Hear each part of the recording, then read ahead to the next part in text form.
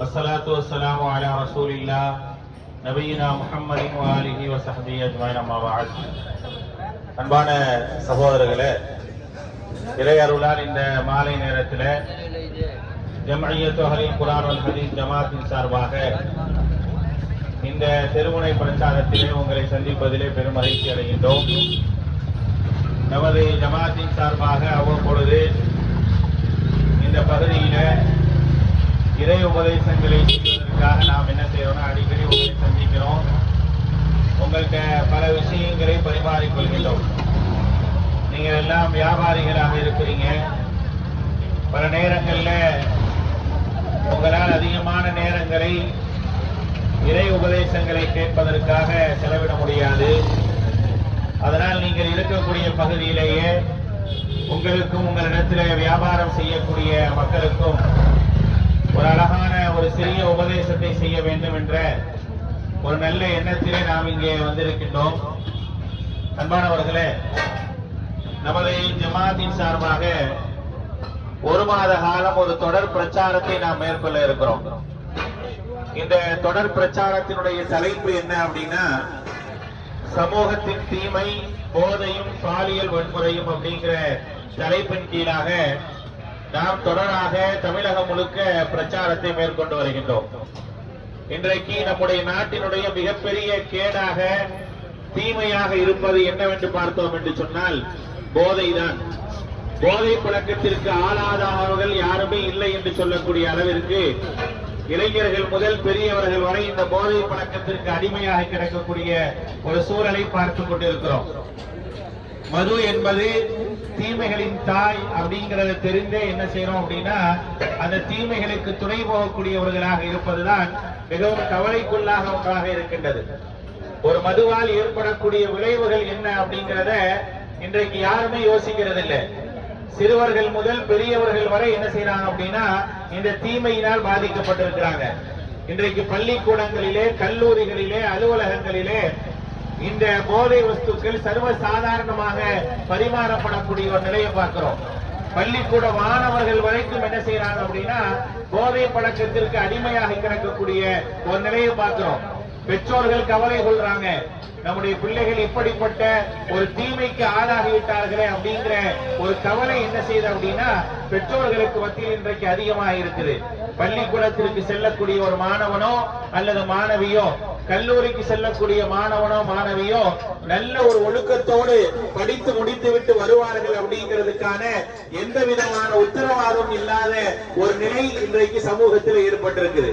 நீங்க பார்க்கலாம், பல இடங்களிலே இன்றைக்கு குற்றங்கள் தலைவிரித்து ஆடக்கூடியதை பார்க்கலாம். அந்த குற்றங்களுக்கெல்லாம் மிக முக்கியமான காரணமாக எது இருக்கு அப்படின்னா, இந்த போதை வஸ்துக்கள் தான் இருக்கு.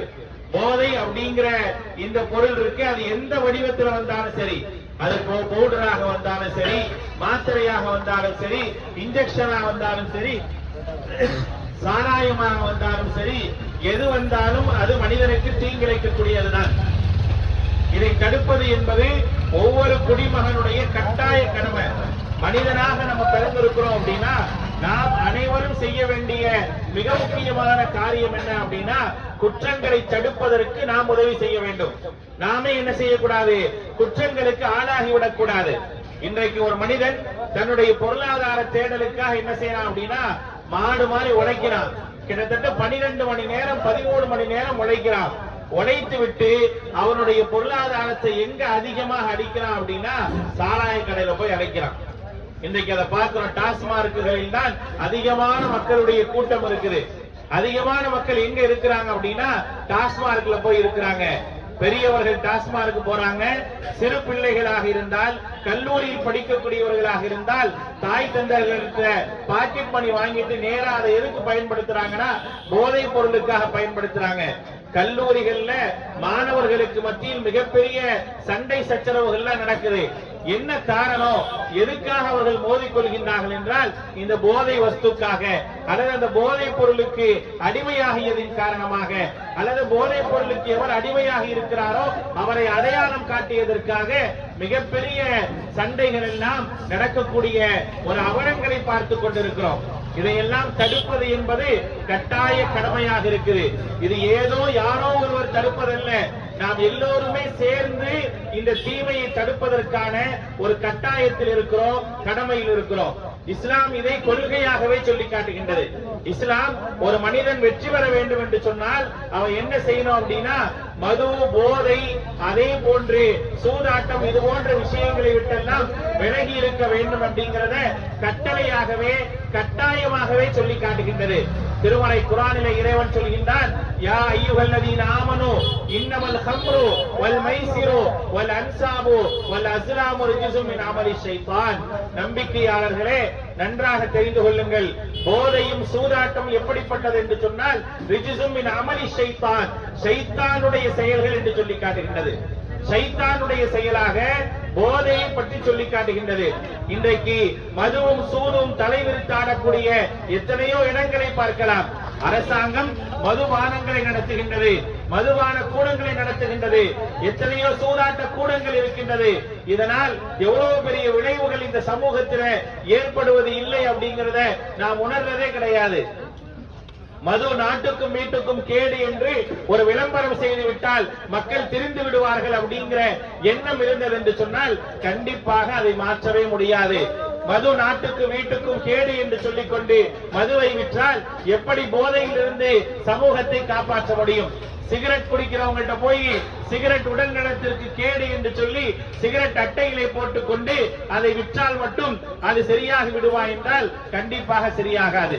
ஆக மதுவும் போதையும் ஒழிக்கப்பட வேண்டும் என்று சொன்னால் அதற்கு தலையாய விஷயமாக என்ன செய்யணும் அப்படின்னா, அதை விட்டு முழுமையாக விலக வேண்டும்.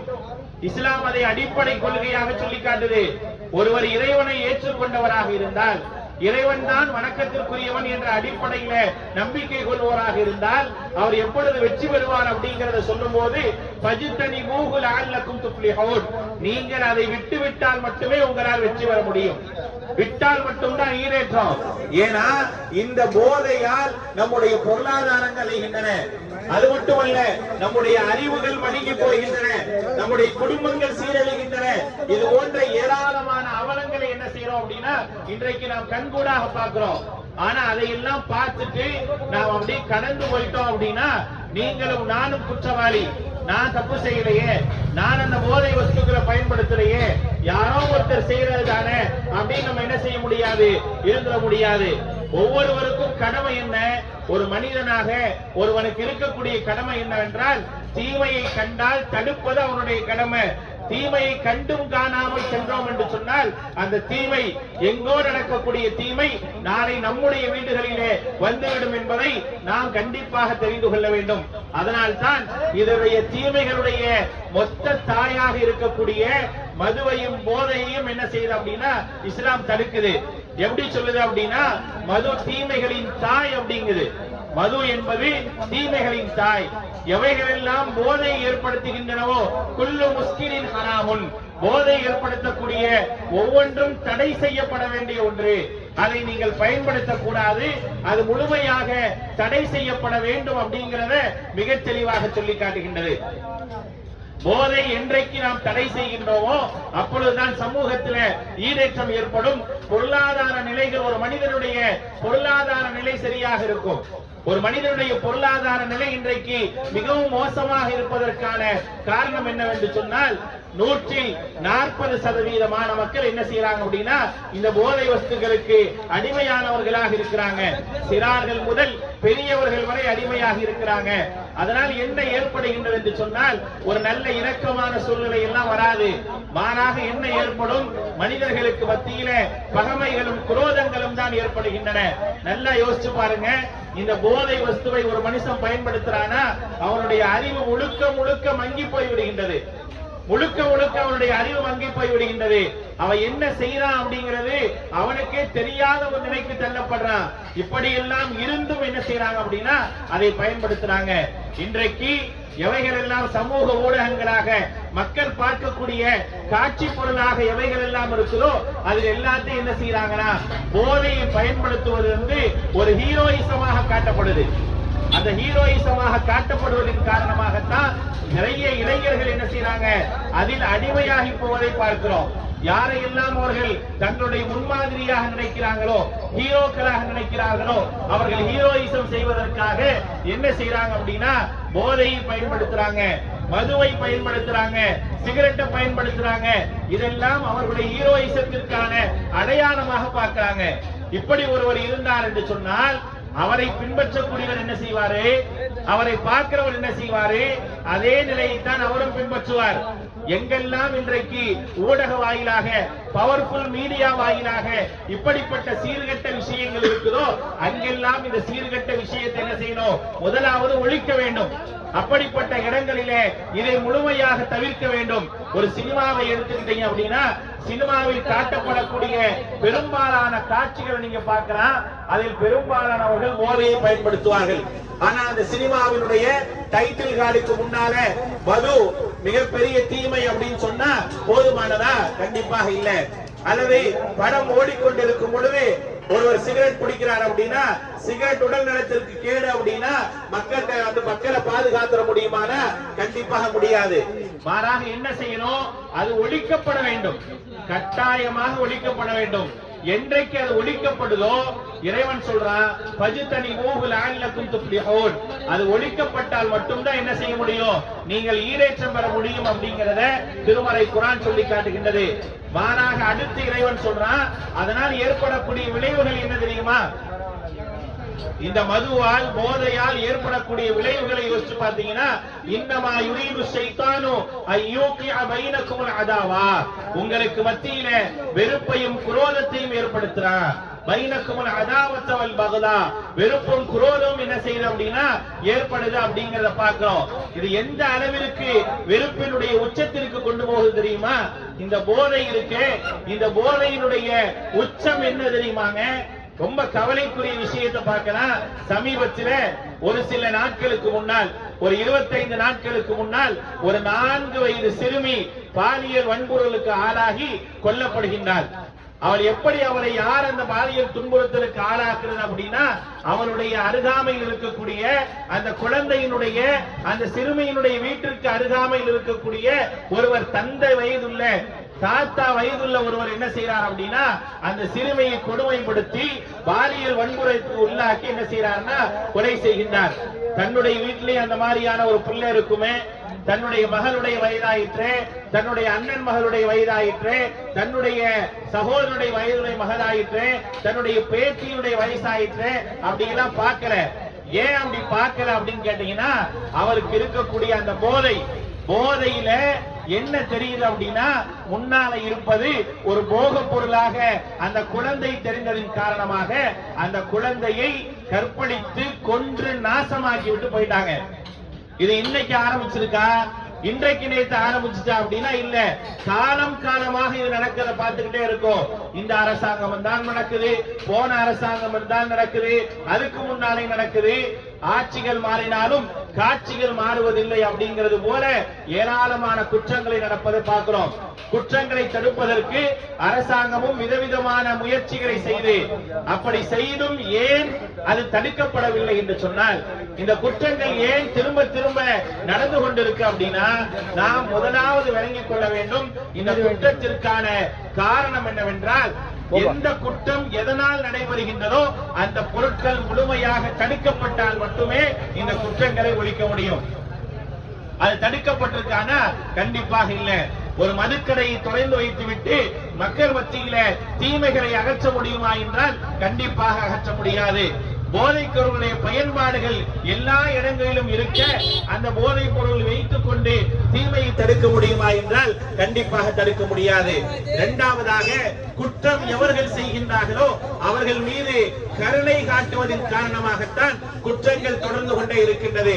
எவன் குற்றம் செய்கிறானோ, எவன் அநியாயம் செய்கிறானோ, எவன் அக்கிரமம் செய்கிறானோ அவனை பற்றி அவனுக்கு சிறை தண்டனை என்ற அடிப்படையிலே சிறையிலே சொகுசாக வைக்கின்றார்களே தவிர அவர்களுக்கு உடனுக்குடனாக தண்டனை நிறைவேற்றுவது கிடையாது. ஒருவன் ஒரு சிறுமியையோ அல்லது ஒரு பெண்ணையோ அல்லது வயோதிகமான ஒரு பெண்ணையோ பாலியல் துன்புறுத்தலுக்கு ஆளாக்கி கொலை செய்கின்றான் என்று வைத்துக் கொண்டால் அவனுக்கு உடனேயே மக்களுக்கு முன்னால் எந்த விதமான கருணையும் காட்டாமல் தண்டனை கொடுக்கப்பட்டது என்று சொன்னால் அடுத்து குற்றங்கள் செய்வதற்கு மனுஷன் பயப்படுவான். ஆனா அப்படி கொடுக்கப்படுறது இல்லைங்க. நம்ம என்ன செய்யறாங்கன்னா நேரா போய் அவரை சிறையில் அடைச்சிடுறாங்க. விசாரணைக்கே 15 தினங்கள் ஆகுது.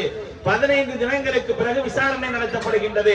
அப்படியே காலங்கள் செல்ல செல்ல அந்த குற்றங்களை மறந்து வேறு வேறு குற்றங்கள் வேறு வேறு இடங்களில் நடக்கும் போது இந்த குற்றத்தை செய்தவன் இலகுவாக வெளியே வந்துடுறான். வெளியே வந்தனால என்ன ஆகுது? குற்றம் செஞ்சா மிகப்பெரிய தண்டனை இல்ல, கொஞ்ச காலம் சிறையில் இருக்கலாம், சிறைக்கு போன சாப்பாடு இருக்கு, தூங்குறதுக்கு இடம் இருக்கு, எல்லாம் இருக்கு அப்படிங்கிற ஒரு மனநிலைக்கு இன்றைக்கு மக்கள் வந்துட்டாங்க. அதுதான் மிக முக்கியமான காரணம். இப்படிப்பட்ட ஒரு கொடுமையும் தீமையும் ஒருத்தர் செய்யறான் அப்படின்னா உடனே தண்டனை கொடுத்து பாருங்க. கருணை காட்டாமல் தண்டனை கொடுங்க. அவர்கள் மீது என்ன செய்யாதீங்க, இரக்கம் காட்டாதீங்க, அவர்களை சமூகத்தில் மதிக்காதீங்க. அப்படிப்பட்ட ஒரு நிலையை கொண்டு வந்தால் மட்டுமே என்ன செய்ய முடியும்னா இந்த தீமையை ஒழிக்க முடியும். அப்படிப்பட்ட ஒரு நிலையை தான் என்ன செய்யுது அப்படின்னா இஸ்லாம் சொல்லி காட்டுகின்றது. யாராவது இப்படிப்பட்ட ஒரு வன்கொடுமையை செய்தார்கள் என்று சொன்னால் வன்கொடுமையை செய்தவர்களை உடனே தண்டியுங்க. கருணை காட்டாதீங்க. அவங்க விஷயத்துல கருணை காட்டாமல் தண்டிங்க. தண்டிக்கக்கூடிய இடத்துல எப்படி இருக்கணும் அப்படின்னா தனிமையில தண்டிச்சிடாதீங்க, யாருமே இல்லாத இடத்துல தண்டிச்சிடாதீங்க.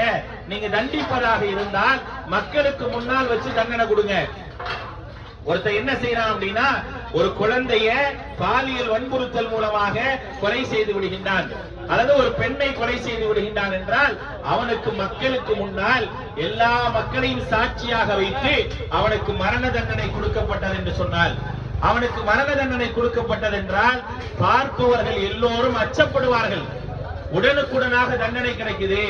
அந்த தண்டனை மூலமாக நாமும் அப்படி ஒரு தப்பு செஞ்சா நாமும் உடனே தண்டனைக்கு உட்படுத்தப்படுவோம் அப்படிங்கிற ஒரு அச்சத்தை ஏற்படுத்தாத வரை என்ன செய்ய முடியாது அப்படின்னா இந்த சீர்திருத்தத்தை கொண்டு வரவே முடியாது.